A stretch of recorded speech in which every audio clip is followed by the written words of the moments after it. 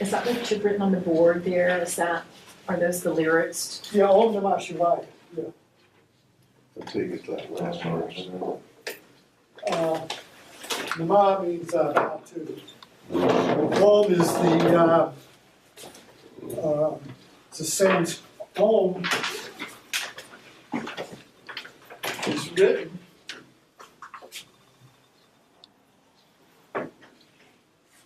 like that. That's the Sanskrit symbol for the sound Om. And you can say the equivalent to Om, the sound of Om, is the Big Bang. In other words, Om encompasses all the syllables that the human voice can make. Oh, starts at oh, and it goes forward, oh, silence. So that sound includes all possible sounds. Is that like where you hear the chant Yeah, that's the same thing? Yeah.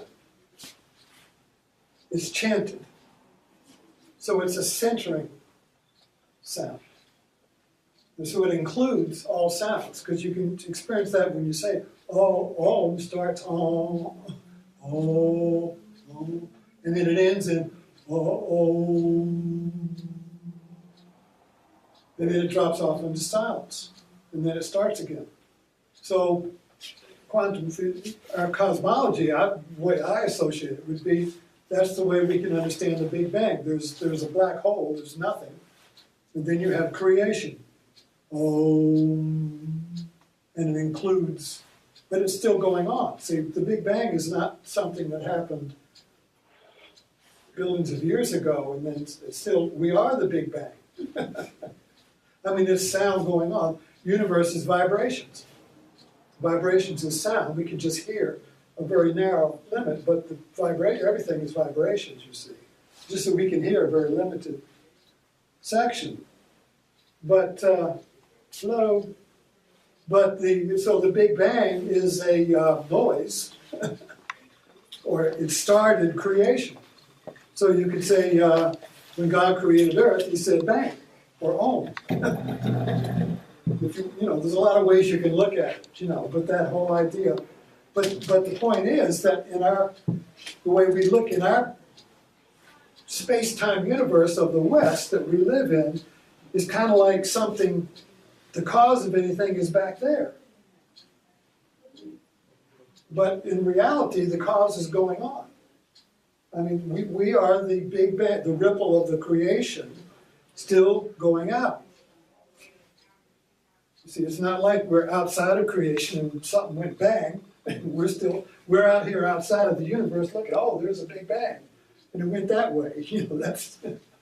We are it, yeah. I don't mean to delay your chain of thought, but in 2 minutes, could you talk about God? Because I thought sometime back I had said God is the consciousness, Yeah. right?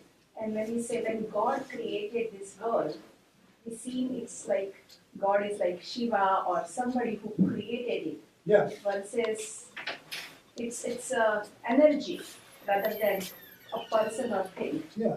All right, stop right there. I mean, what you brought up is the difference between the paradigm of the East,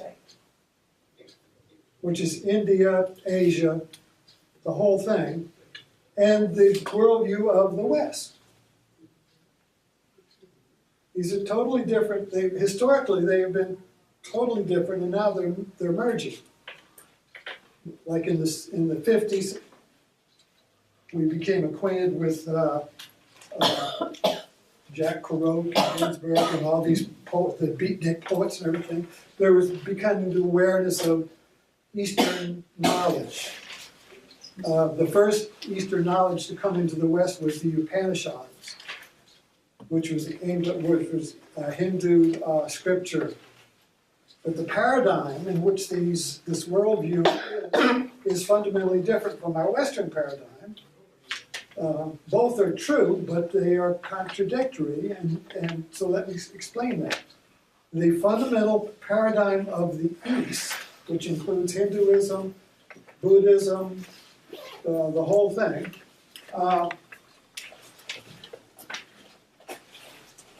is a circle. The paradigm of the West is time. Past, future. This paradigm is this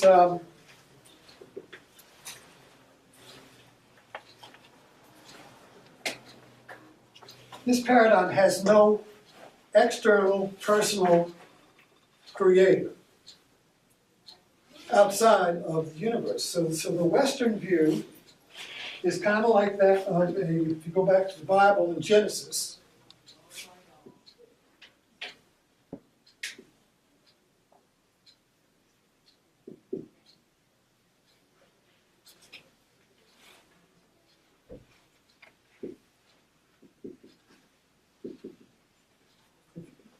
Genesis is a perfect example of the way we view unconsciously how creation is. It's kind of like God is a potter, and he makes the earth out of stuff. He makes creation out of stuff. I mean, that's what it says. You know, he created the world. You know, so God is outside of the creation, and he's not the creation. God is separate from the potter is separate from the pot, and God is separate from creation. In the East, God is the creation. So God didn't create the creation back in the past and let it go and says, look what it's doing. You see, he is it. He's doing it now. So science would come in and say, well, the Big Bang did it. I mean, so science would say, well, we don't need God. We can explain the universe without God, which has happened after the Middle Ages. So then we say Big Bang. And then way in the future, the whole thing ends and everything dissolves. The end of time. Okay. So this is a space, time,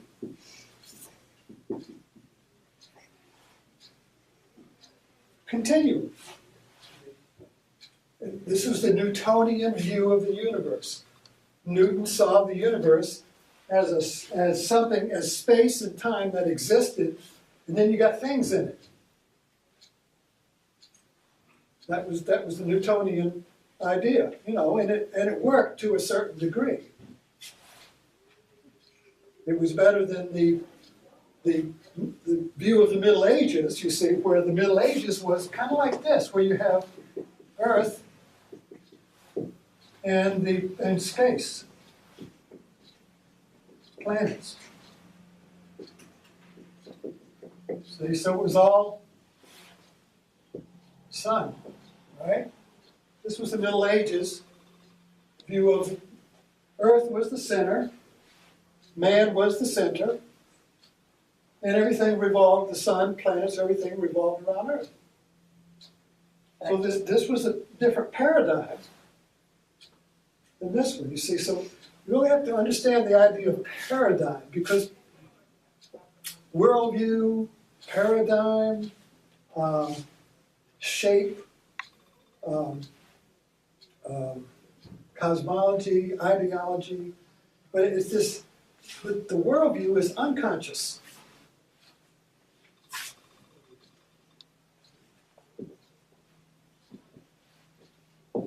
In the same way that a fish in a fish bowl would be unconscious of the bowl.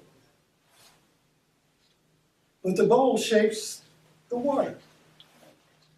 So the worldview, the paradigm, shapes the way we see the world.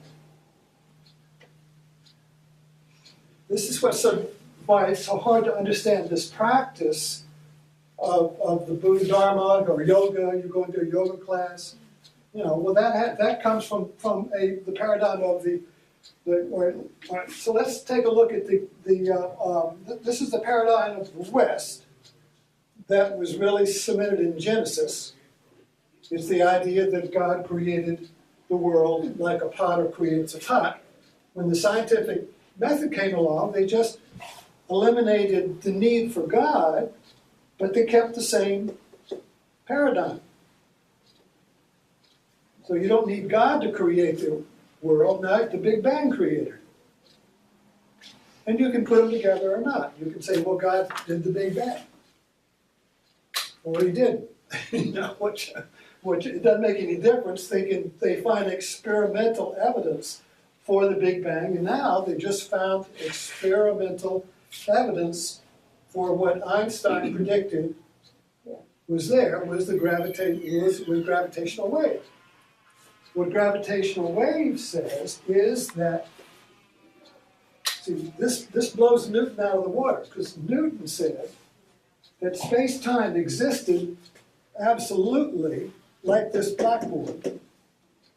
So then if you have space-time that's kind of like the bowl, then you're going to put,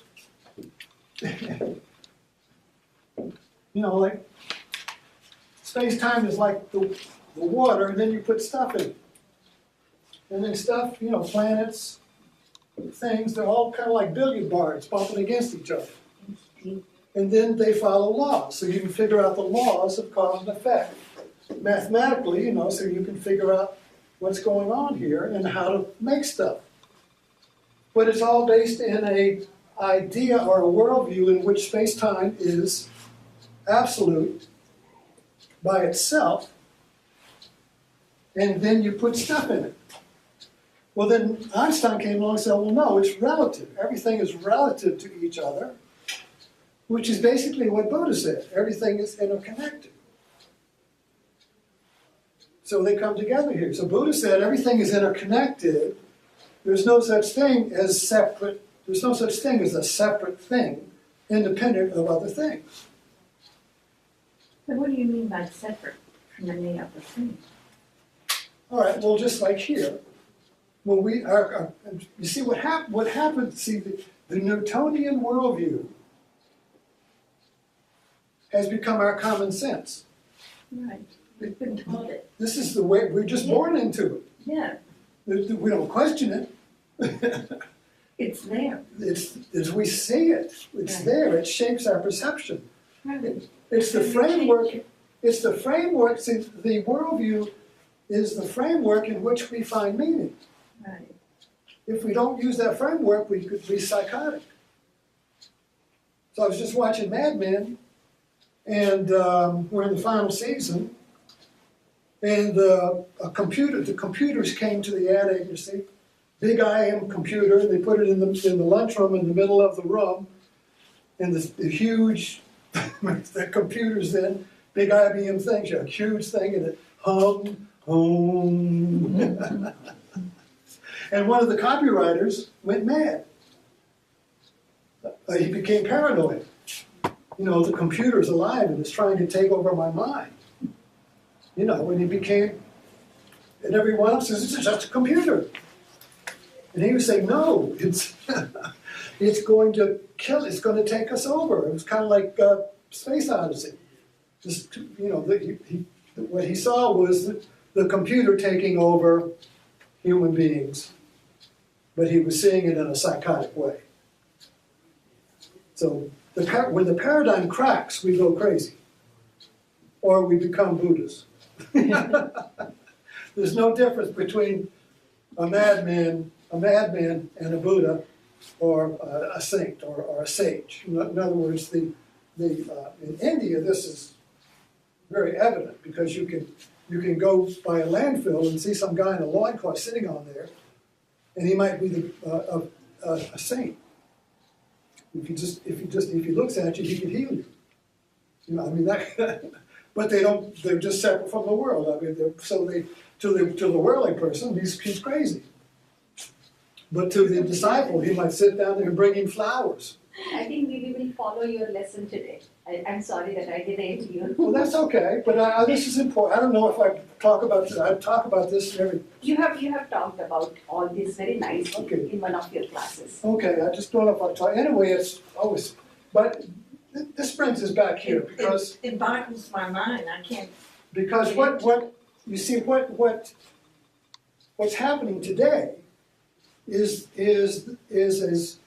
a Copernican revolution all over again, but not like it was before. The center is shifting. In this Newtonian space out here, the Newtonian world of things, there's no center. No planet is the center of the cosmos. No galaxy is the one galaxy and everything else goes around it. Everything is moving relative to everything else, you see. There is no center, yeah. I hate to say this, but this has been on my mind, that I hate to lose it before the thought's there. Go ahead. Is there, number one, do you have to understand watch Mad Men from the beginning to the end series to understand anyone in between? That's what question one. Well, let me answer that. Yes and no. No, each one stands alone. But there is a theme that runs through it. Number two, this theory of the black hole.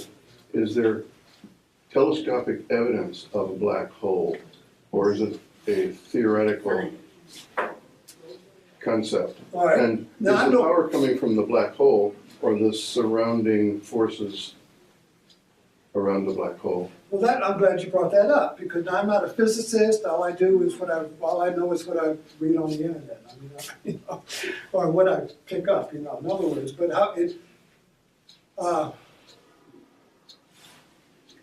so they can't see a black hole because nothing's there. What they see is the way planets gravitate around it.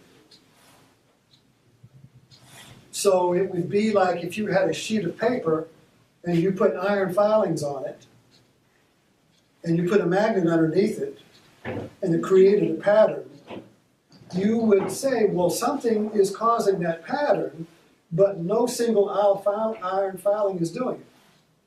So there's something we can't see that's causing that pattern. So we will project that there must be a magnet underneath the thing. So they look into the cosmos and they see the patterns, and then they say, well, we can't see anything there, so we project that there is a black hole.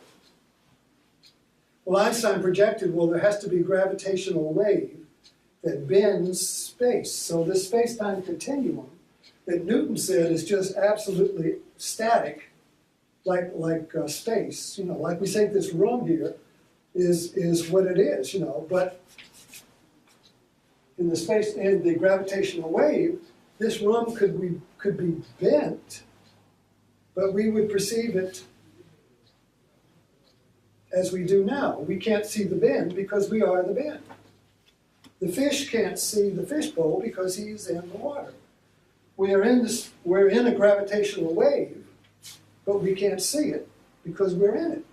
We could only see it if we were outside of it, and there's no way to get outside of the cosmos because we are the cosmos. See, so Buddha, now let me make a little jump here.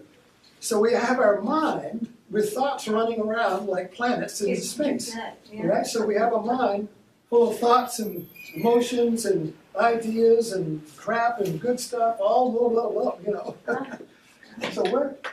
So thinking, I'm the thinker inside the mind. So the thinker can't see the mind because the thinker is not outside of the mind. The thinker is an aspect of the mind.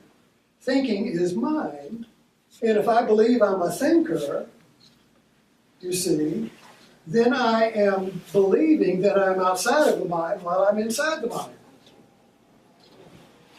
And that Buddha calls that ignorance. You see, so the whole problem is,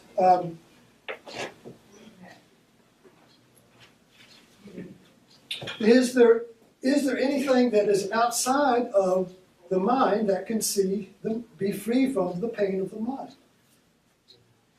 Okay?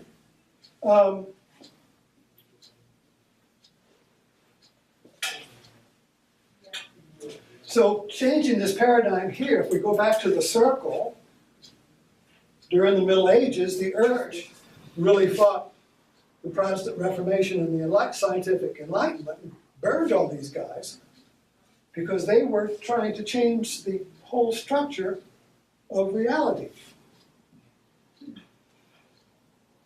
which was held in place by the Catholic So Church. you're talking about the Black Age, right? Yeah, the Middle Ages Yeah. that replaced the Roman Empire, Right. it held reality together in a biblically verified reality.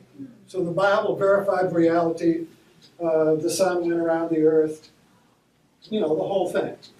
God created it like a pot of, the whole thing. So if you wanted to know about reality, you go to the Bible. So when Galileo and Copernicus and these early scientists began to look at reality clearly, instead of looking at it through the lens of the paradigm, it didn't match up. So I got a telescope, well, let me look out here.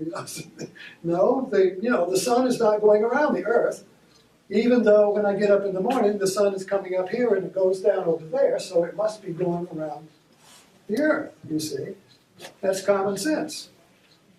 But empirical evidence, using telescopes and mathematics, showed it, Earth was going around the sun. Like when the Christopher Columbus thought if you sailed enough, you'd fall off the earth. Exactly. There was an idea, that, nobody had been there. Right. Yeah. Okay. So it's a flat, kind of like this is called, a flatland. That the earth, is called flatland.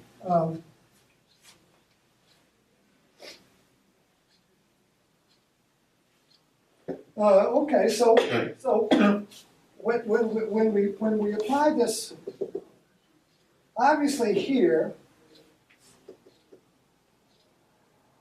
you see if there is no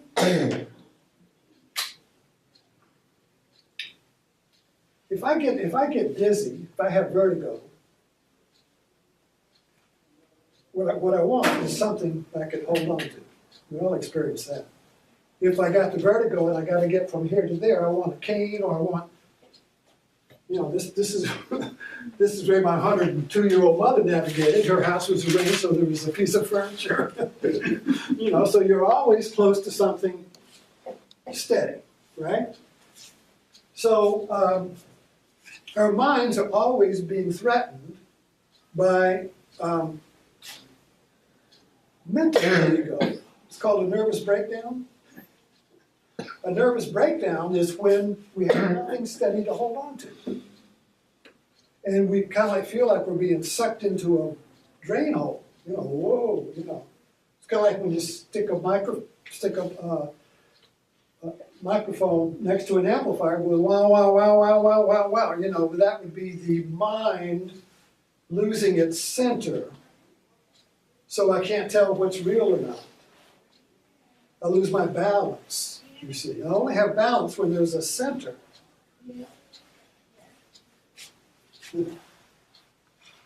So we really have this, what in the West, what we have created as the center of reality is me. Okay, so we can look objectively at the world like everybody's a bunch of things in a space-time, like your thing, this is all these things. And we're all in this space here, and we look at the clock and it's 5 minutes to 12. I know where I am. I'm not in China. You see, I'm in Richmond, I'm in Midlothian, right? But we all know where we are. We're referenced. And then each of us has a internal axis of reference, which is called me. I know who I am. I have personality. I got friends know me. I walk in, go home, and they say hi. People know who I I'm am. back with you. It's kind of like, Cheers. I was way out there, I couldn't understand. Like Cheers. Everybody knows my name. You know, I know I have Okay. one religion, I got my family, and I look in the mirror and say, oh, I know who you are. All right. Right, I recognize Okay. my features, you know, I don't look in there and say, whoa, I never saw you before. You see what I mean? So I we're was all, born and it's me and no other person will be born like me. exactly, I'm unique. There it is. I'm I got unique. I'm unique. I'm a unique me. I'm a unique me, right? Right. It would be interesting if you looked in a mirror and saw somebody else. No. Yeah. Well, movies are full of that, you know. I mean, those are the story of horror movies or whatever. No, I have a poem about looking in the mirror and seeing only yourself, Right. not somebody else. Right. But me, now in this, we're looking at what the Buddha says, what his teaching says about this, which is not really, which is all an invitation for us to look ourselves and see if it's true for us, and not just believe him. I need a book on that.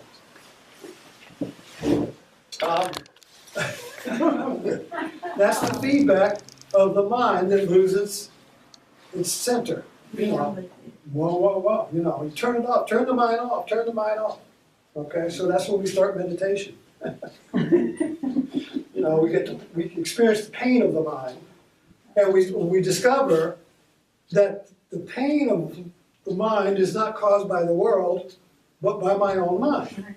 Your own You know, self. so that's a revolutionary thought, you know, because most of us are conditioned to say, well, all my pain is caused by other people, you know, or situations, or myself. I'm hitting myself, you know, somebody's to blame for the pain, you know. You heard the ringing in your ears without actually thinking about it. I mean, Yeah, I only have the pain of ringing my ears when now I'm aware of it. Thank you very much. Way to go, Ron. There's one in every class. Right. Oh, my. But you see, we're kind of like shifting this a little bit to try and connect something. I have a comment. Yes. All my pain is caused because of my thoughts, not because of others. If that was true statement, there would be no divorces. Right, I got divorced and then I discovered, you know, and then I got remarried to the same woman. Right. Yeah, but the reason I did, well, not the reason I got, the reason, one of the factors was that I realized that if I could not solve the problems in that relationship, I would just go and recreate the same relationship with the same problems in the future because I had not resolved them It is. there. Because of your personality and how you dealt with Well, I realized that my wife was part of my spiritual journey, and that if I felt like I could not, in other words, there were aspects of myself that I needed to discover, which is what a spiritual journey is, and I felt like I could not discover them in the relationship. The relationship was blocking me from my own self-exploration, you know. So we just mutually decided to end it, you know. So there wasn't any like tearing and ripping and fighting and all that. I was still hanging around. We lived in Cleveland. I was practicing yoga and going with gurus and all this. But I had really never had my own, I was in my late 20s then, and I had never had my own space. In other words, I went from family with a domineering father to the Navy. The Navy took care of me. And then I got married before I got out of the Navy with a very centered woman. I mean, she knew who she was, and she was grounded, and I was floating all over the place, you know, so I'll latch onto that, you see. It was kind of like, you know, throwing a rope onto an ocean liner going somewhere, you know, and I was lost at ocean. I was bobbing around like a submarine, you know. So I just threw a rope on her. So here we go, you see. So then I began, you know, but to dawn on me, there was a part of me, you know, that I wanted to be my own ship, you know, and I had never done that, you know, and so that's when it began to get really rocky. And, but there was a spiritual awareness in me that fortunately, that realized that she was part of my life and that I had to discover my freedom in the relationship and not by trying to get a better one. Well, you had a lot of awareness to begin with. Yeah. You had some. Well, I was on a spiritual search for truth, Yeah. you know. Do you think sometimes we're born with a little bit of that? You know, I don't know how, you know, because I was, you know, I grew up Navy family and I was just kind of like an absent person. I don't really remember much of my childhood because my father was not there. He was at sea, and when he was there, he was not abusive, but just Distant? not emotionally available. Yeah. My You know, parents were and my like- mother wasn't really, although she was a great wise lady in her old age, growing up, I have really no memories of her because there was no emotional connection there. So both were 50s people. I mean, they just did the, kind of like Peggy and Betsy and Mad Men. You know, I mean, I have to get that. they just do what's expected, and they have the dinner, and they have the cocktail, and they talk about this or that. And but you don't mention sex, you don't mention anything, you don't reveal yourself, you know, you don't become vulnerable, you don't become emotionally present, you know. It's all very rigid and ritualized life, which is what the 50s were. You know, it all broke up in the 60s, but the 50s was a very ritualized, externalized life in the Newtonian and in a space-time continuum that kept everything in place. Blacks were down there, whites were up here, women were in the kitchen, men went to work, had affairs. Father knows best. Huh? Father knows best. Yeah, father knows Fuzzy and best. The father comes home and the wife has the dinner waiting and the cocktail, and he sits down and he reads the paper. And the kids come and he passes them on the head and they all go to bed. And you know, it's It was like No the king human came connection. home. yeah, right. So that all got, you know, it was a patriarchal, rigid, consumer economy. The TV came and now they don't go to church, they just sit there and look at TV. That was the altar, you know. You can remember, you know, we all remember that, you know, when, you know, the family sat around, the TV became the center. The TV became the center of the American psyche. I think it's still It there. still is, except now it broke up into the internet. Yeah, yeah. See, this is kind of like, I think mythologically, so if you go back to the history of Israel, the Bible, the ancient Hebrews had God in the temple in Jerusalem. So if you wanted to go see God, you would go to the temple. That was located in space and time.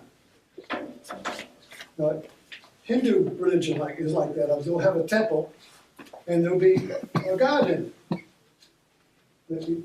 And they're regional gods, you know. But this is not like God with the big G. These are gods with the little g. You know, so each god is a representative of the big god that nobody can see. But the little god you see might be Ganesh, elephant god, or might be Shiva, might be Vishnu, might be the goddess Durga. All these different little gods, but they are located in space and time. So you can actually go there and put some flowers down there and make a prayer, wash God, give God some milk. It's kind of like Santa Claus, you know, you give him some milk and cookies. You know, so God is touchable, all right? So God is touchable in space-time, you know. But what happened was, so the Jews piss off the Romans because they really have this fanatic thing about only one God. I'm only going to obey one God. I'm not going to do anything wrong. Augustus, and he was really trying to hold the empire together, and he couldn't. So he actually made himself into a god. So the first Roman emperor as god was Augustus. So now you got statues of Augustus up, and now everybody in the Roman Empire.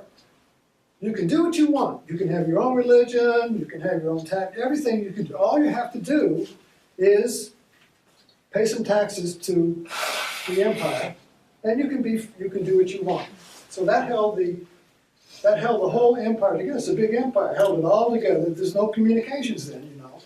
So they did it by making the Roman Empire God, and then all you had to do was put him up next to your God, you keep your God and just put him there. That becomes the center that holds the space together. Well, the Jew says, no. There's only one God, and we're not worshiping two, because it's not in our Bible. You can't have two gods, so you've got one. So the Romans say, well, this is treason. Get out. And they broke the temple up and kicked them out. So they spread out all over the place. So how did they do that when they lost God? Where's their center? Well, they made their center in the Torah. The Torah is portable, the Bible. So now, if you're in Hungary or if you're in England, you just have a Torah, and you have a center. You don't have to go to Jerusalem. It's gone. Now Islam, you see, their center is the Hajj there in Mecca, a big obelisk, and so every good Muslim has to go there at least once in their lifetime and walk around the center. So it's kind of like the center, you see. Catholicism, of course, their center was in the Vatican. But then the Protestant Revolution broke that up. So how did the Protestants keep the center when there was no physical center in one place? There's no Vatican for the Protestants. Put it in the Bible, just like the Jews did. So now, if you live in Blackstone, and you want to have a center you want to have God to center your world, you see, you just have the Bible. But then different churches would form around different ways of it. This is what the Catholics said. So if everybody can read the Bible for themselves, you're going to get 1,000 different meanings of religion, which is what happened. So you get 1,000 different churches, and each one says, I got the truth. See, so Catholicism hangs on it. No, we're the one who interprets that. So that's a whole, you can see that easily. But the point is that the Protestants created a portable God. Just like the Jews created a portable God, which allowed them to survive, wherever country, it was also their downfall.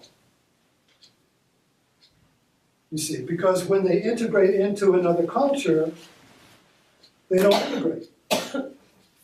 They keep their center, they keep their Judaism, they keep their people, they keep their center inside of other cultures, so that to that culture it becomes kind of like a thorn in the skin. You know, why are you not bowing? You know, just like the Romans. You know, why are you bowing to why don't you bow to our culture?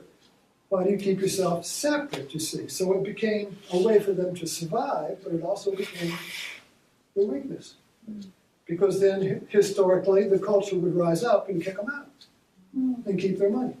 So, for Catholics and Protestant, you said for Protestant it is Bible is their center, not the church.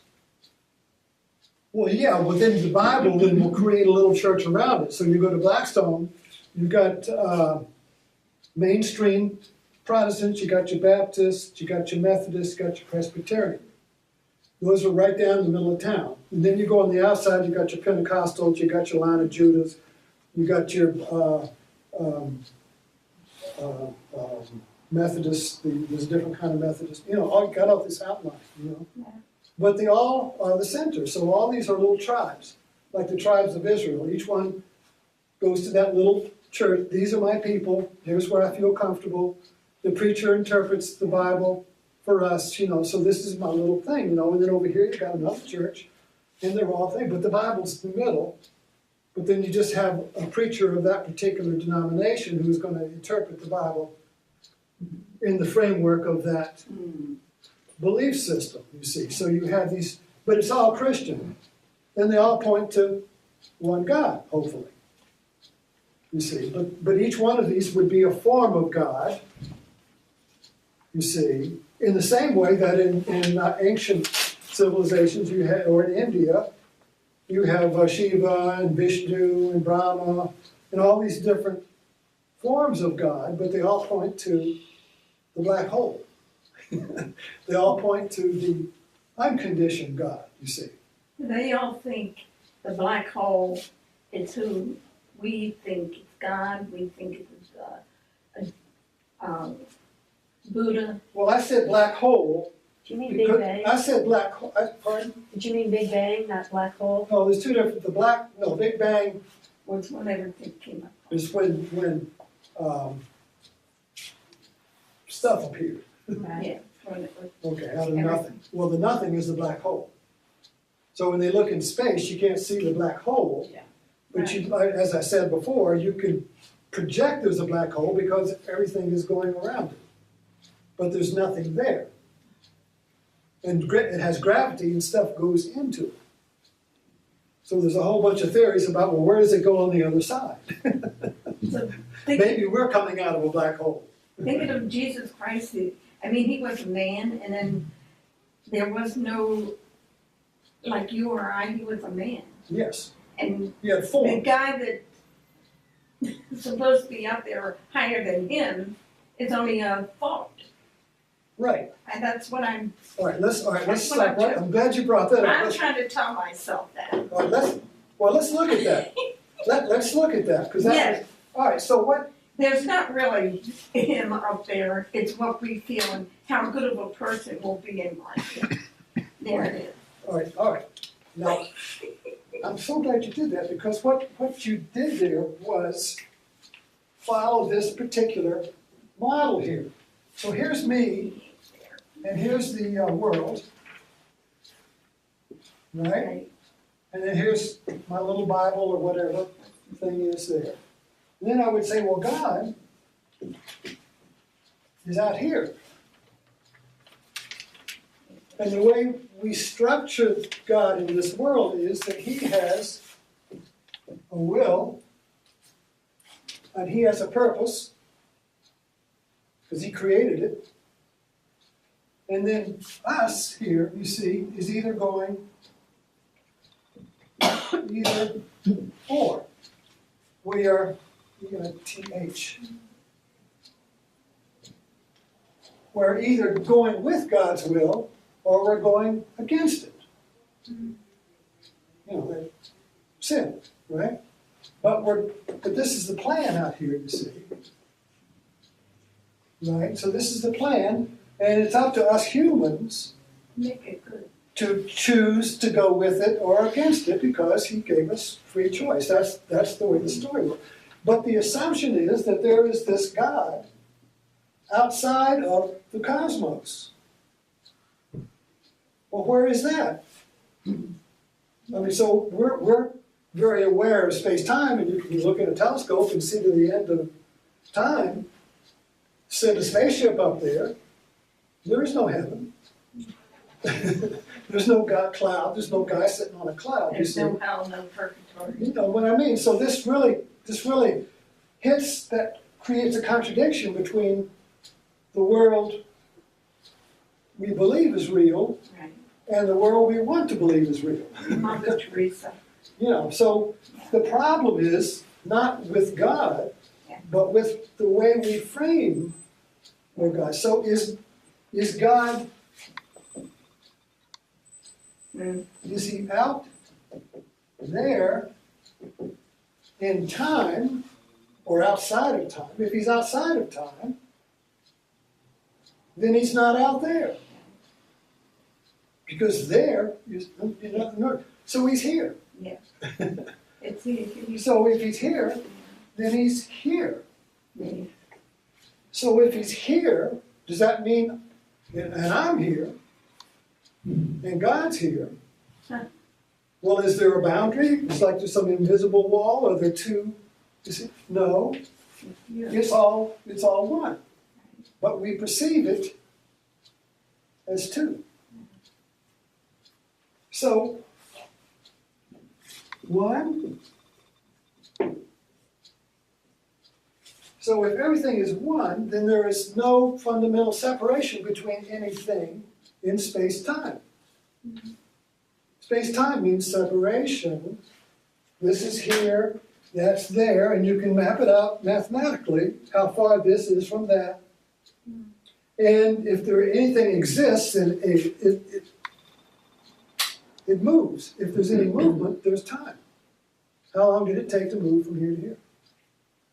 So thinking is a thought moving. So thinking is in time. So me thinks. Me thinks about all this. Me thinks there's a God out there. No, me thinks he's not out there. Me thinks he's in here. But it's all me thinking. So thinking is thoughts, forms, mental forms. They're called in Buddhism mental formations. Thought is mental formation moving in time, thinking about past or future. But you can't think about now.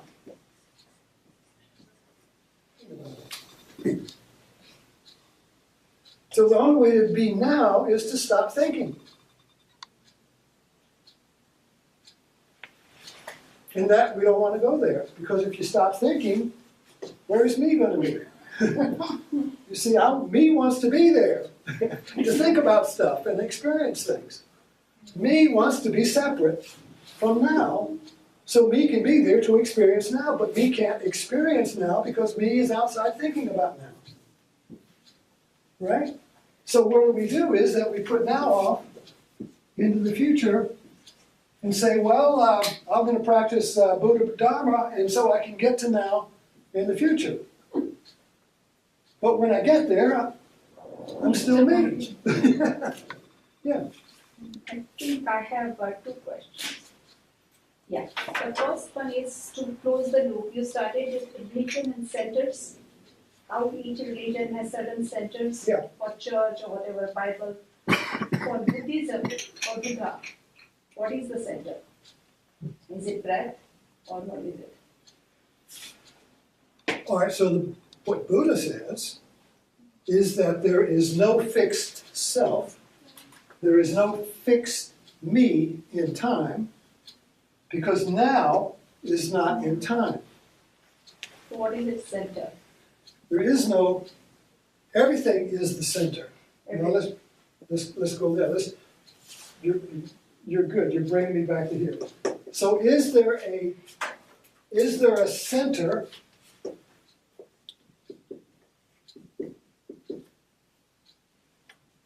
of now? So you have to think about now is right now, and it's always now.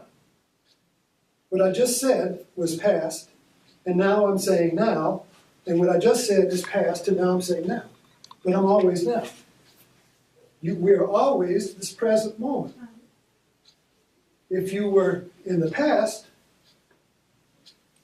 there is no past. I can think about the past, but I'm now thinking about the past. I can think about the future, but I'm now thinking about the future. So time comes out of now, like that, past, future.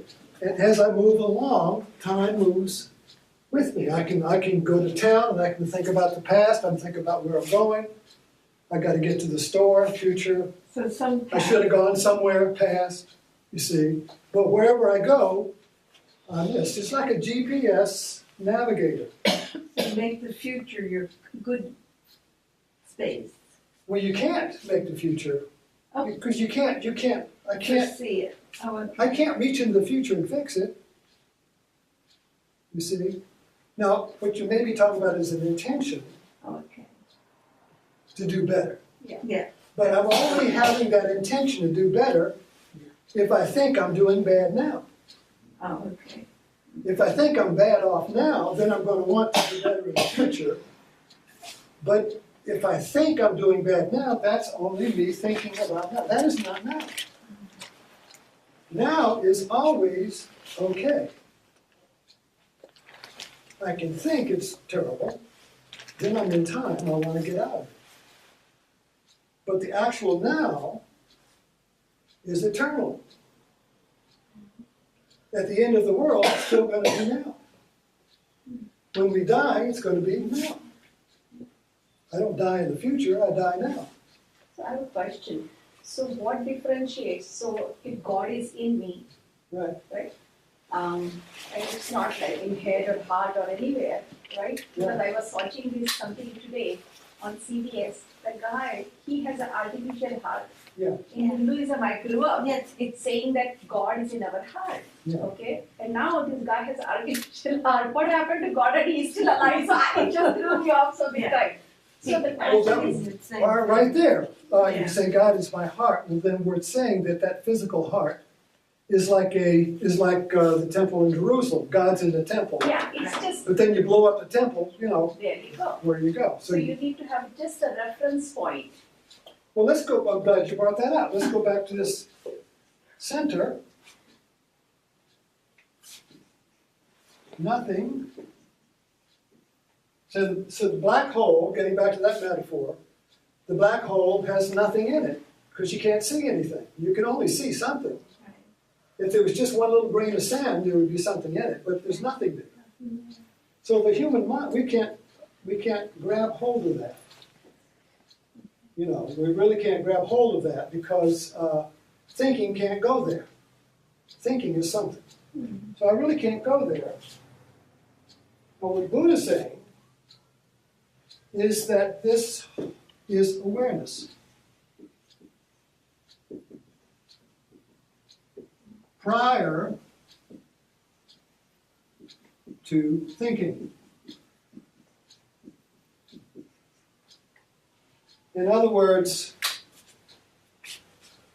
getting back to this paradigm here, each of us is creating the world that each of us lives in. Right? So we're like each one of us is a separate little universe. I cannot know your world from your view. You can't know mine. But we all agree to live in the same reality as an assumption that this room is real. We all agree this school is real and that it's 12:25, you see, and then we're in America. I mean, we just agree to that. Somebody here might say, no, we're in South America. Say, well, then we would all have to take a vote. And she would say, no, we're in South America, and then she would try to get other people And to then she would switch. have to go to a psychiatrist. Well, either that, or she would have to get some other people to agree with her. You see, then you would have, well, it's 5-1. And so then they will say, so then they would say, no, the reality is we're in South America, and you're the one that's crazy thinking you're in Richmond, you see, because look, all of us agree. Okay, so anyway, so this whole thing, so what Buddha is, he's going back to this paradigm here. And each of us is the center of the world that we live in, and the center of that world is awareness. And we can all experience this. We all say, I know. When we wake up in the morning, I know I'm awake. But then I have to become, well, then I become aware of thinking, oh, I got to do this and that. My whole world comes back. I can look in the mirror and I can see myself. Oh, here we are again. You see. But there is a moment where there is just awareness. so why do we have different awareness? If we all have. There is no different awareness. Well, we do. No, all right, let's stop at that. No. Okay. So if I say, I know it's raining. All right, so first there is a knowing, and then I know something.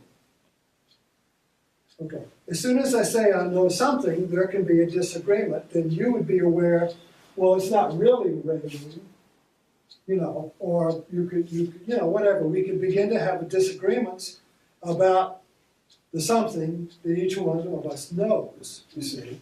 But prior to the something I know, there is a fundamental knowing. This is why we love infants. So when a baby's born, knowing is born.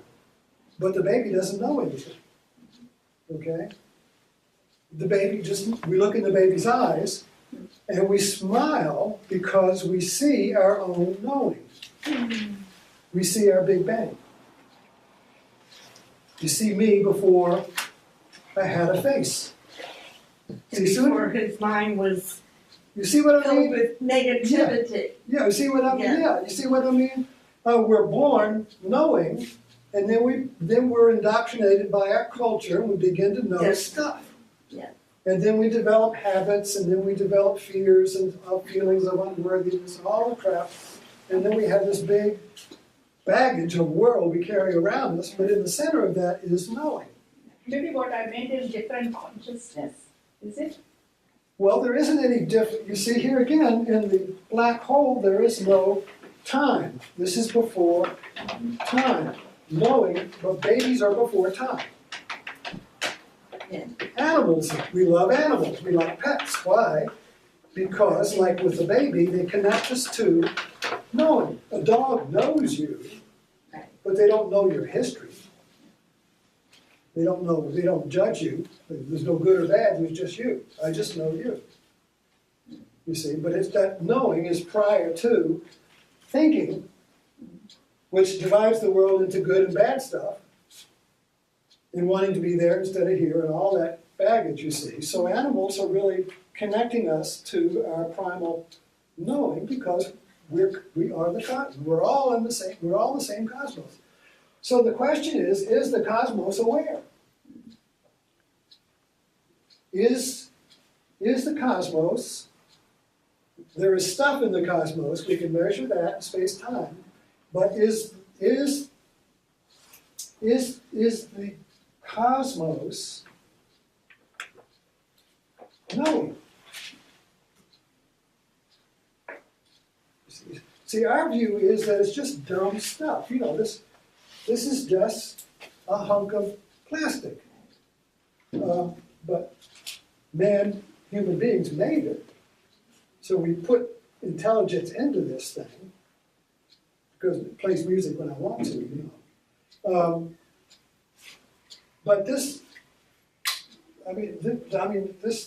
whole idea, is the universe alive or is it just dead stuff?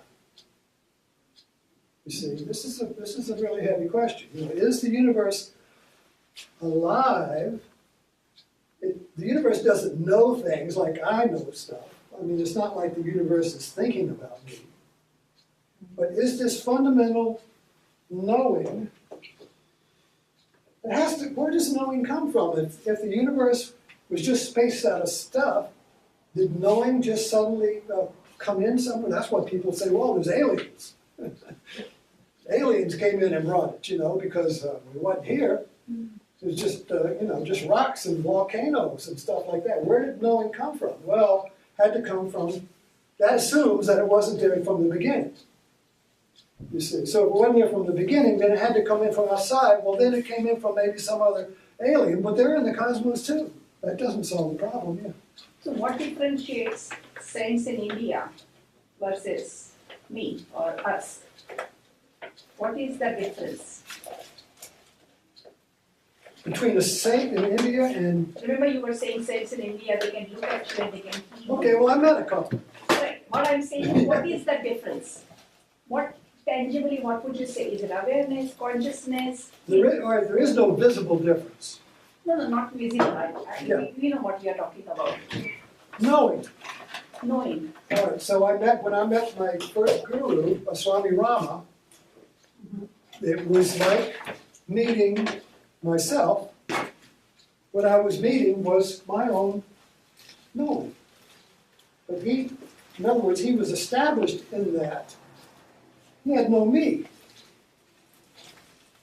So ego is not there. Huh? No ego. Yeah, ego is me, yeah. Right. So ego is Yeah. gone in sense. If it's there, it's very thin. I mean, he knows how to catch a bus, and he knows who he is, and has a family and all that. You know, has little habits, he can't find his socks and stuff like that. But that personality's there, but it's transparent. You see? So with us, it's opaque. I'm encased like in an opaque fishbowl in my me. And the pain of me is that I know I'm one, but I can't feel it. I feel separate, but I know I'm one. But the oneness is not something different that distinguishes us. It's the center of knowing. We all have the same center because there is no thing there. This is a paradigm grasp, but if you can grasp it, everything shifts. I remember the first time it happened to me. I must have been in my 20s, or maybe I was in the sufferings, I don't know. But I just remember the idea that I'm not my thinking. And that was like, whoa, you know. Well, who am I if I'm not my thinking about me? Who am I? Well, then that idea starts the path. I gotta find out, you see. So that's a Big Bang idea that you start living out, you know. And I'm hoping that you all are getting that Big Bang idea, because you keep coming back here. You know, because it's a hot penny that will melt an iceberg. If you can keep the penny hot, it will melt the iceberg of a frozen life. It's all Groundhog Day every day, you know. Where is the aliveness? You know, where is the joy? You know, where is that? You see. So then the next question is, how do we sublime our ego? Okay, well let's move. I wrote this up. Yeah. I want to introduce you to something. Now, this is something that you may just want to understand, maybe something you want to practice. Transcendental meditation, which was the first big systematic meditation that came to America in the 60s, uses a mantra as a meditation tool or aid. Okay, Catholics, they've always called it a rosary.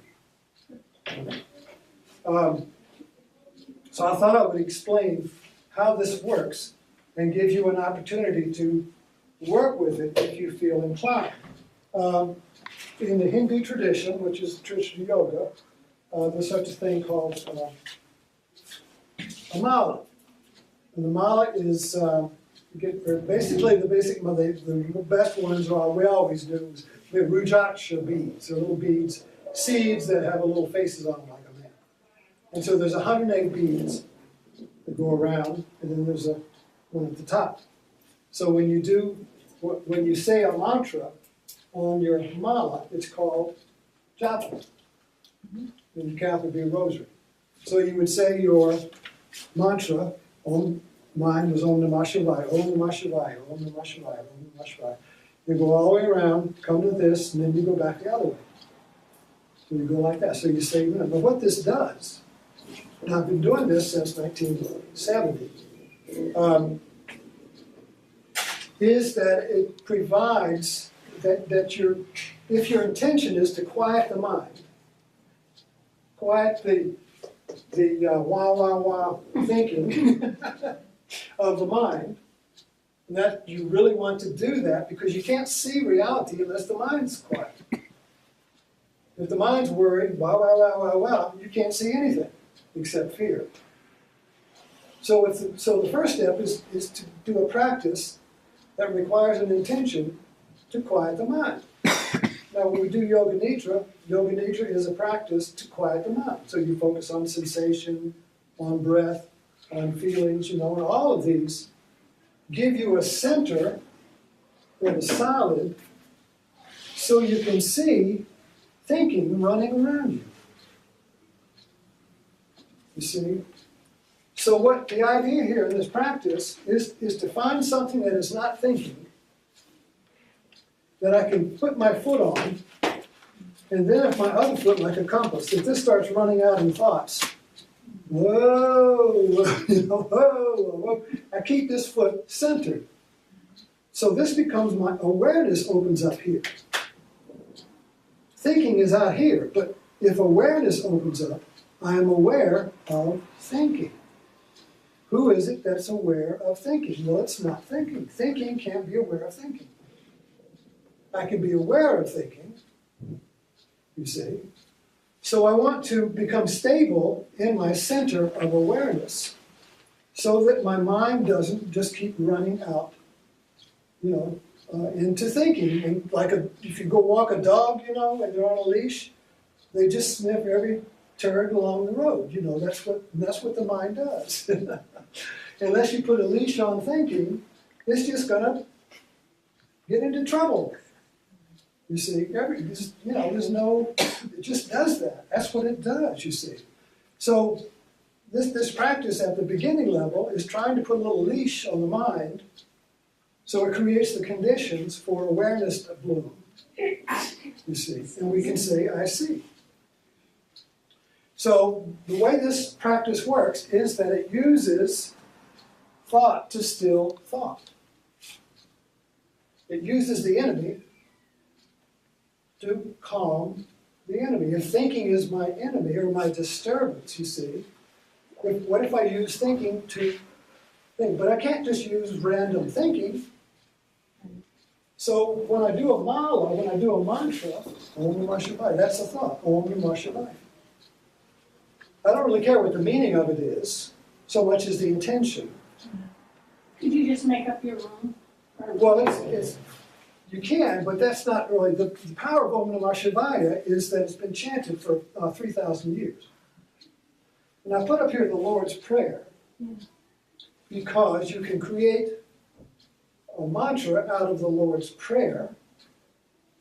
And the reason I say this is that our tradition is Christianity. I mean, this is the fishbowl we were born in. We weren't born in Hindu or Buddhist or Native American or whatever, I mean, we are born in the Christian fishbowl, so this is really the heart frame, of our where the heart is, And it's not easy to go and switch and say, oh, I'm going to be a Hindu. Try this in the 60s, and you had Krishna consciousness people. You all remember them. They may still be around, but they bloomed in the 60s. And they were a transportation of a Hindu sect. Yeah. Krishna consciousness. If you go to India, that's a religion. But it was transported wholesale into New York. And it doesn't hold. Maybe a few people would hang in there and hang on to it, you see. And they would feel joyous because they were hanging on to each other against the whole world, trying to wipe them out, you see.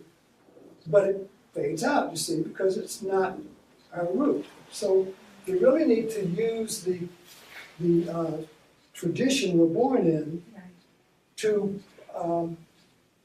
touch the heart. Because if our heart isn't touched, if devotion isn't touched, we end up with a war between the heart and the mind. Oh, I think I should do this, but I don't feel it. You see, so that we need to bring these together. So one of the ways we could do it would be with the Lord's Prayer. So I thought I would look at this. I mean, I say the Lord's Prayer all the time, and I've got six. I've got 6 mantras here. So if you say the one, and each one might have a different appeal, depending on what we want. So the first one says, Our Father who art in heaven, hallowed be thy name. Okay. Our Father who art in heaven, hallowed be thy name. So when I look at that could be my mantra. Our Father who art in heaven, hallowed be thy name. Our Father who art in heaven. So my discipline would be, well, I'm going to do 5 rounds a day. You see, in other words, you would have intention, and it's just a way of counting, basically. 5 beads or 5 entire circular patterns? Yeah. Yeah, you go like this, and you go back this way. What are they called again? What are the beads called again? Rudraksha. Oh, these particular beads, I'll pass this around. These are Rudraksha beads. And if you go to India, if you go into yoga or anything, then, you want to get a really pure mala, the original one, you probably get one with the Rudraksha beads. How do you spell And that? don't ask me to spell it. I get it. She can spell it. Okay. But they're grown in India, and they have, they look like the moon. You can see things in them, But the point is here, if we're going to make a heartfelt connection, but point the connection in the way of my practice, then this can be very valuable because I'm going to awaken my heart, you see. And I'm not going to feel like I'm going against my religion or, would Jesus do this or, So, looking at the first one, say, Our Father who art in heaven, hallowed be thy name. All right, well, first of all, say Our Father. It's not like saying my Father. It's our Father. So that starts me off right there, thinking about us, not our Father like my church father, and not our Father like American's Father, but humanity's Father. So our would be humanity. So I am humanity praying. I am the whole Monty. I'm the whole. I am humanity making this prayer. Now the second thing is prayer. The way I frame these, and the way Om Namah Shivaya is framed, it's not as a petition to the Father up there to have mercy upon me and make me happy and give me money and prosperity and all that. You see, that's a petition, right? This is an affirmation of a done deed. See, this is an affirmation of something already completed. I'm not in misery and I want it to be completed, you see. It's already done. So when I say, Our Father who art in heaven, now first of all, where is heaven? Well, the old paradigm says, well, it's out there on the other side of the moon. I don't know. Well, that's in space-time. So we're getting out of space-time in that paradigm. So where is heaven if there's no space-time? Well, then heaven is here. I have to I'll be back. Okay. Put it on pause. I'll put space-time on pause.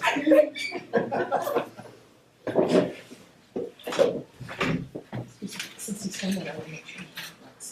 Everything, I was really glad you made that point about staying with the tradition that you grew up with, because I heard Joseph Campbell said,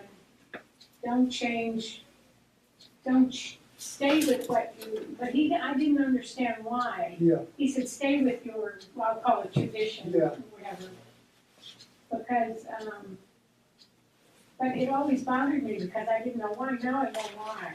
It's because your connection from the heart is with your tradition you grew up with. Yeah, it's childhood. Yeah, That's and I grew up in the Catholic Church, but I can accept the philosophy of the Far East. It doesn't, I'm not confused by it. Right, yeah. See, there's the openness in you. But, yeah, The awareness. Well, I know. What is that? The awareness in you Well, yeah. I know when I got. allows you to do that. But see, that is what he said. He said awareness is in everyone. You see what I mean? It's sometimes buried, but the more we practice, the more we Transparent versus connect with opaque. the awareness, is Yes. my point. Yeah, yes, yeah. Yes. So it's good. But see, the awareness, the point is here is that the awareness is always now. The awareness is not in the past or the future. If I can't get to it, it's always now.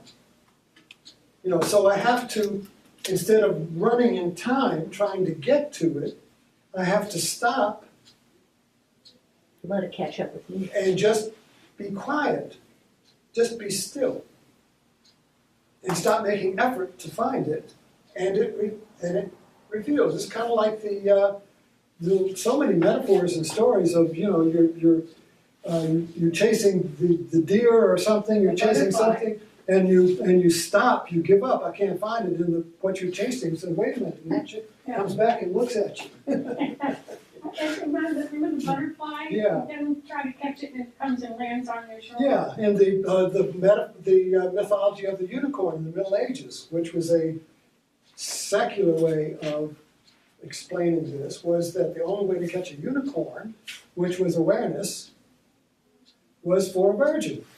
Now, what is a virgin but a still mind? An empty mind. Empty womb, empty mind. So only an empty mind can attract the unicorn. And in the mythology of the tapestries, you have the picture of the virgin, the woman sitting there in the forest, and the unicorn comes and lays his head in his lap, and then the townspeople come and capture the unicorn, and put the unicorn in society, and society blooms. The trees bear fruit, and the garden grows, you see. So it's this whole idea there of restoring grace to a drought. How do you restore grace to my life that feels like a drought, you see? Well, I have to become a virgin. So even the mythology of why, like particularly in Middle East, you know, in this country too, you know, a woman got married, she had to be a virgin. Well, that's part of the mythology that, you know, that the empty womb cannot receive God's grace unless it's empty. If somebody's been there before, you know, well then it's been corrupted. So it's all mythology, you know, that gets put into biology, you know, and that's not what it is. So anyway, yeah, so we're looking at so let's look at our Father who art in heaven, hallowed be thy name. Well, in heaven then, heaven has to be now. So that Jesus says that, says the kingdom of heaven is now, but nobody can see it. So the kingdom of heaven is always now. So God is always now. And then hallowed be thy name, well that means that you have no name. Hallowed be by thy name is that you are a black hole. You are unconditioned. You cannot be named. So if you can't be named, you are beyond thinking, which is naming. So God is beyond thinking, but not in space. God is prior to my thinking. So then we move down to, well, I know. So when I know, that's God knowing himself. Where did knowing come from? It had to be here from the beginning, you see. But we've lost it because we are thinking we know. So when thinking quiets, knowing or awareness or insight rises, and that's our center, but it's always moving with now. So right there, we've got a mantra, our Father who art in heaven, hallowed be thy name. So just to meditate on the meaning of that, as you say it, you see, letting it sink in. You know, like that hot penny going onto an ice cube, onto a sheet of ice, you know. So this could be a hot penny. Then number 2 would be thy kingdom come. That would be a short one. So what does that mean? Well, going back then, whereas the kingdom of heaven is now, so then we'd be saying, let now come. Let me be here. Let me be now without any conditions on now. Let me be now without judging whether it's a good now or a bad now. If shit happens, let me be in it. Let So me where be. did that philosophy come from, that you're thinking that? Well, I'm just saying that, but that comes out of my whole life. Oh, okay. And this is not, I didn't read this on the internet. No, that's for You see what sure. I mean? I didn't read this on the internet, and there's no church, I have never heard it before. Actually goes back to the 1st and 2nd century. Yeah, I mean, I'm just speaking now, spontaneously of what I see and how I never had our Father explained to me in that way. That's beautiful. see, that is put in the context of a different paradigm. As long as you put him in the context of, as long as you put him in the paradigm of our Father as a personal being out there that I have to bow to in order for him to like me and give me good stuff, that's one way of looking at it. That's the conditioned way. So this takes the Lord's Prayer and puts it into a different context, changes the meaning. The context creates meaning. See, everything context creates meaning. The meaning of this is created by its use, which is this room. If we took this to Aborigines in Australia and said, here, what is it? They'd have no idea. There's no context for it. Or they might think it was a rock. Or they would use it as a rock, or something. I could get a rabbit with it, But now it's a rock. Change the meaning. MacGyver did this, the MacGyver principle in that old TV show. Whenever he got stuck, he would use whatever he had, If he needed a knife, he'd have to break this out and have a knife. They're no longer glasses, now it's a knife. So the context determined the meaning, but he had that creative ability. Anyway, going on, thy kingdom come. All right, that fills up on the first one, is that the kingdom is now, and I just affirm that it's here. It's not saying Thy kingdom come. Now remember, we're talking about present tense, affirmation, not about hope. I don't say, I want the kingdom to come in the future. What I'm saying is, thy kingdom come is an affirmation that it's already, now is here. So I just surrender to now being here, and I'm just making the affirmation, now is here. I am here. Thy will be done on earth as it is in heaven. Okay. Here again, we think of this in terms of a conflict.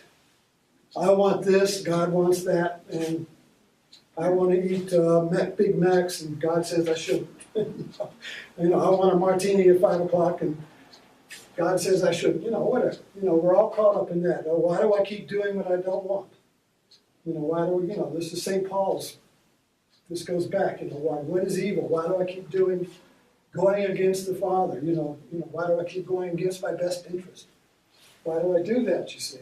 So this is an affirmation that thy will be done on earth as it is in heaven. So that affirms that there is only one will. Now, if God is now and not in heaven, then this moment is God's will. Now, if I don't like this moment, I want to be in a better moment, I'm in a conflict with now. My will wants to be there, and God wills, it says, be here. So now what I'm saying here is that I'm affirming, thy will be done on earth, that's this now, as it is in heaven, which is now. So that prayer brings the two wills together as I will do what this opportunity requires of me. You see? So in that sense, I'm just going to be spontaneous. If I'm spontaneous, I'm doing what I need to do. It doesn't mean I'm going blah, blah, blah, like a nut, you see. I'm doing what the moment needs, you see. And that's creative. Because the moment is always needing something new. It's never happened before. So if I'm in a relationship and somebody says, I got a problem, if I get out the Bible and say, well, then you ought to, the Bible will tell you what to do, I'm kind of like surrendering my responsibility to be here for that person. But then I say, well, I don't know what to do. I'm unworthy. I don't know. I'm not a therapist. Whatever. Well, then there again, you see, I'm blaming myself for not being here. If I could just be here with that person and listen with a virgin mind, I would just spontaneously know what to say. And I wouldn't know beforehand what I was going to say. But it would be what was needed. So when you do what is needed, whatever it is, not what you think is needed, but what is needed, you can do, you're doing this particular affirmation. Thy will be done on earth and heaven. I am doing what God wants because God is now. And God is not wanting me to do what was written in the Bible, like a principle or a law. God wants to be compassionate. God wants me to be compassionate with the moment. You see, so compassion is the law. This is the big conflict between Jesus, you see, in the Old Testament. Old Testament law was you got to obey the law. And so Jesus comes along and disobeys the law, and they crucify him. So who's the law? You see, so Jesus was doing what the moment required, rather than just doing what the law wanted him to do, which was coming from the past. Anyway, that's the whole thing. So what is going on? Give us this day our daily bread. Oh, now that's another now affirmation. Can't pay the rent. I don't know where the money's coming from. Give me the daily bread. The daily bread is the rent. But that doesn't mean that this prayer is going to make the rent come.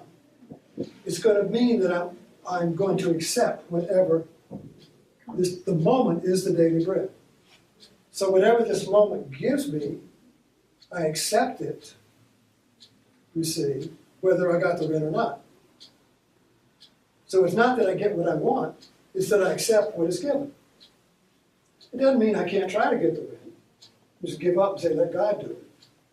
You see, it just means, it just means that I do what I can do, that I accept the daily bread. Gotta get a job. Yeah. But if I try, and I don't get a job, I accept that. Because now I'm stupid, I'm a failure, I can't get a job. See what I mean? So, so that, and experience tells me that when I do surrender to our daily bread, that unexpected things happen that weren't in the plan. Maybe I needed to move. Forgive us our trespasses as we forgive others, or forgive the judge. People phrase it differently. I just copied the stuff. Forgive us our trespasses and we forgive the trespasses of others, or those who trespass against me, or whatever. I don't know. But this is a great one. This one is an affirmation. This one here is like activating your credit card. If you get a new credit card, you got to call it up and activate that thing before you can use it. So you can't use forgiveness unless you activate it. And you activate forgiveness by being the first one to forgive. So if I forgive somebody who hurt me, what I'm really saying is that I'm disinvesting in the me that is hurt. I'm not investing in me as somebody who's hurt, who's the victim. I'm disinvesting, and if there's no victim, there's nobody to forgive. If there's nobody who's hurt, there is no hurter. You see? So that brings it back to one. I said before, there was me and there was them, and they were doing bad to me, and I'm doing bad to them. And I want this, but I got this. So how do I get to this? Is that I don't forgive the other one, I forgive myself. And I release myself. So when I release myself, there is only one self, so I release the other at the same time. See, this starts from one instead of two. If I start from two, then I got a problem with this person. And everything I do makes them mad at me. But if I change the paradigm and start from one, I am my enemy. If I start from that, it just takes away the duality of the two. And now that I forgive myself, I release myself from being separate from the other, and that releases the other from being separate from me. And suddenly, spontaneously, we might hug. They smile, everything is okay, everything's fine. So that's an affirmation there, as we forgive the trespasses of others, so that we have to start the action here. Can't wait till they forgive me. They don't have to do anything. Lead us not in temptation, but deliver us from evil. I always change this in my mind to say deliver us from ignorance. The problem with evil is that in our paradigm here, particularly religious paradigms in the West, is that evil is an absolute. So you end up with evil being absolutely evil, and then you got good. So if you got absolutely evil, there's no compromise with that. By nature, something is evil. So Buddhism doesn't posture evil, it just says ignorance. So that relieves us of the duality. So if I say deliver us from ignorance, ignorance means turning away from the now. So if I turn away from now and want to get to the future where it's better, I am being caught in ignorance. So if my affirmation is, then deliver me from ignorance, it's delivering me in temptation. The temptation is the temptation to turn away from now and run into the future. I'll be better, they'll be better, we'll fix it tomorrow, whatever you say. Yeah. So that whole thing there turns us back to now, where the kingdom of heaven is, you see. So all of this, if you frame it as an affirmation in the context of the paradigm of the center being now, changes everything. So that if you were to, there it is. I know when I first started practicing, I was lost in the world. I'd had a powerful awakening in 1968. I went to bed, a lot of stuff was going on. I was teaching high school, hippies were blooming. One student ran away to Haight-Ashbury, came back a hippie queen with a shoebox full of pot, you know, that. It was a wild and crazy time. People were getting assassinations, Martin Luther King, RFK. That's why I love Badger so much, because it brings me back to that crack, But anyway, so the world was cracking open, and I cracked open. I mean, I had been going through my searches for truth through philosophy and Christianity and Catholicism and Protestant philosophy and Tillich and all of the God is dead thing and all this stuff going on. So I went to, somebody said, here's a tape of a talk by Krishnamurti, who was alive and talking then. So I listened to it. So I went to bed listening to this tape. And I woke up in the morning, and I looked in the mirror, and I looked in the mirror, and I recognized my original face. And I just broke out laughing. I see, like in Avatar, I see you. I saw my knower. The me that I went to bed with, the personality I went to bed with all the fears and the seeking was gone. It didn't wake up. So I was totally now and fearless. I mean, I had a motorcycle and I started doing Evel Knievel stuff on it. And I went to class the next day when I walked into the high school. I remember very clearly, everyone, the long hallway of kids, all their eyes were glowing. I think an artist did that once, of glowing eyes. It's like all their light, all the light of consciousness was shining through the whole hallway. When I started... Have you used LSD? Huh? Have you used LSD? No. I had smoked a little pot. Not before I went to sleep, but during that period. A lot of things were in, the conditions, the people I was with, the things I was going on, everything. It's conditional. It wasn't like there was any single cause. It's like when the time is right, the flower blooms up, So anyway, this, I began to teach spontaneously, and I began to spontaneously do yoga postures. I didn't even know what yoga was. I hadn't gotten into Eastern stuff yet. So, I sit in the lotus posture, stand on my hand. So I had go to class. I had all the kids in the room standing on the head on the floor. The whole room. Principal goes by. The whole class standing on their head. But so this it was like this tiger was awake. I had no idea who I was or what was happening.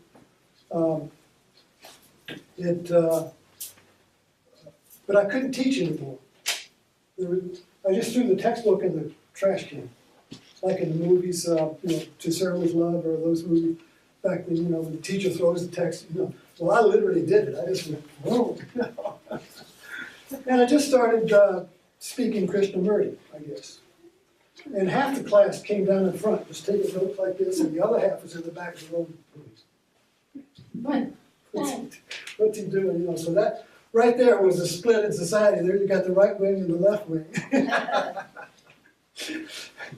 So all those kids are grown up now. They're all the Tea Party people in the back, and the ones in front are all voting for Sanders. I don't know. So it was that lasted this high. It lasted for a couple of weeks, and then it began to fade. And I was left in my personality again with Camelot. Where did Camelot go? Where did it go? So that really set me off. I got to find a guru. I got to get it back. So that's when I went up to Cleveland and started practicing yoga. And I thought I had arrived. I got a teacher. And so I went to see her, and she was busy going out the door. And so she said, okay, I said, I want to be your teacher. I want to be your student. She said, okay. She wrote down a mantra and wrote down some yoga asanas and said, don't eat meat, don't drink, don't smoke. Do this mantra 60 rounds a day